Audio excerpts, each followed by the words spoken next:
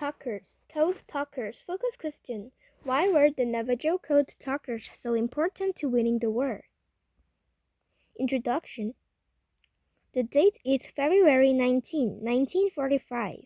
A group of U.S. Marines jumps from a landing craft. They struggle through the surf to the beach of Iwo Jima Island in the Pacific Ocean, not far from Japan.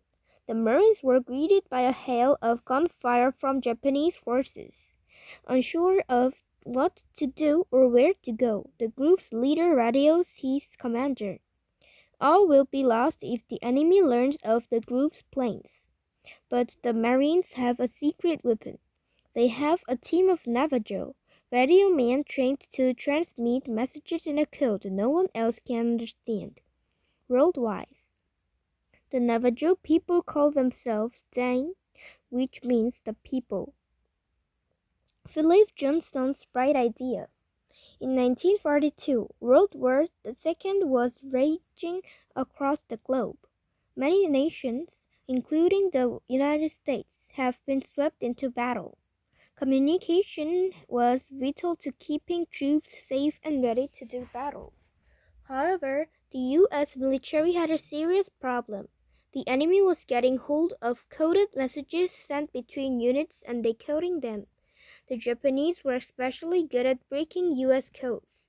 In some cases, these led to many American casualties. Newspaper stories about the American military's radio code struggles caught the attention of Philip Johnston. Johnston had lived on the Navajo reservation as a child and learned the Navajo language. He knew that people outside of the tribe understood Navajo. He also knew that Navajo was a hidden language, meaning it was only spoken and had no written symbols. These features made it perfect for top-secret messages. Johnston contacted the military about using a code based on Navajo. They agreed to a test.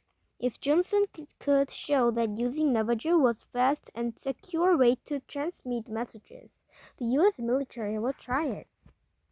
Mysterious messages. Sending hidden messages dates back to ancient times. Early methods used steganography, a way of hiding or disguising a message. Only the sender and the recipient knew how the message was hidden. Sometimes messages were hidden with invisible ink, which seems to disappear once it is applied. After, heat or chemicals would make the ink visible and the message clear. Other steganographic methods were more unusual. One used by ancient Greeks involved shaving a messenger's head, tattooing words there, and then waiting for his hair to grow back and cover the message. The messenger then traveled to the recipient, who would shave his head to read the message. Most modern coding systems use cryptographic methods. With these methods, the message itself is not hidden, but its meaning is. Even if the message falls into the wrong hands, the reader must know the code in order to understand it. At the start of World War II, American military cryptographers constantly changed coding techniques. They even tried using codes Americans liked, but over and over, their efforts failed. Many Japanese students had studied in the United States and knew American English. The Japanese code breakers cracked messages almost as quickly as the Americans transmitted them. Why Navajo? The idea of using a native people's language was not new. During World War I, the United States had used several native people's languages to successfully transmit messages. So why not use those same codes during World War II?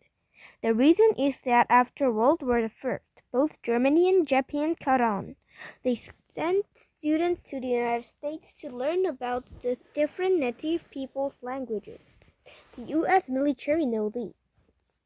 However, any students, German or Japanese, would have had a hard time learning Navajo. It belonged to a different family or languages than many other native people's languages. At the time, little had been written about Navajo. The Marines had confidence that no one outside the country would understand the Navajo code. Communicating in code. Despite a long history of native peoples being mistreated by the United States, Johnston was able to line up 29 men based on their ability to speak Navajo. Earlier military policies had turned down Navajo recruits if they could not speak English. Now their ability to speak Navajo was an asset. These soldiers worked with the Field Signal School to come up with a system for coding messages that are based on their language. The coding system had two parts. The first part used the Navajo translation of English words to stand for letters. For example, the Navajo word for bear is shush, so the word shush was used for the letter B. The second part of the system gave new military meanings to a list of 211 Navajo words. Those Navajo words were often based on the appearance or job of what each one described. For example, owl was used for observation plane. The Navajo word for shark meant destroyer. A type of warship, a submarine, was called an ironfish. Navajo people were trained from an early age to listen and learn the stories of their people. They not only had great memories, they were also exceptional listeners. The Navajo soldiers had no problem learning a new code. After a brief training period, Johnston's plan was ready to be tested.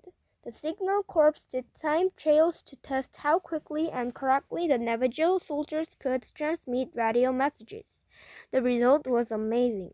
The code talkers could do in seconds what other coders needed half of an hour to do. The military quickly adopted the code and began training more code talkers. Many Navajo men were eager to serve. All in all, more than 400 Navajo code talkers served brilliantly in the Pacific. During one of the biggest battles, 6 code talkers sent and received more than 800 messages in the heat of combat without a single error.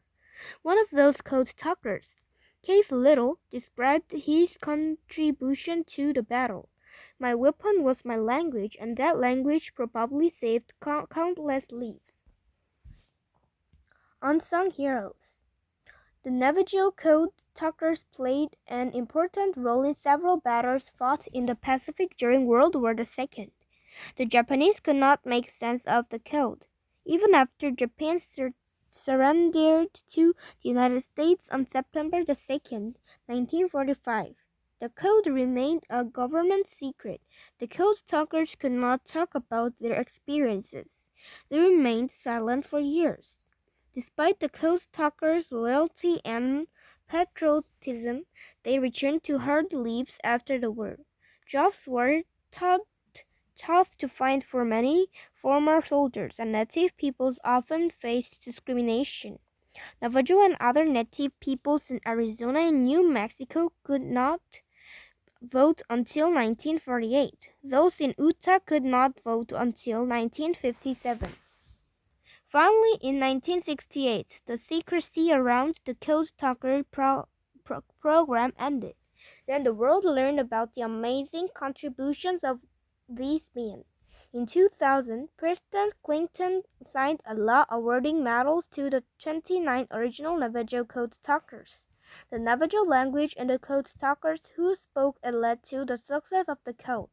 To this day, it is only spoken military code that has never been broken.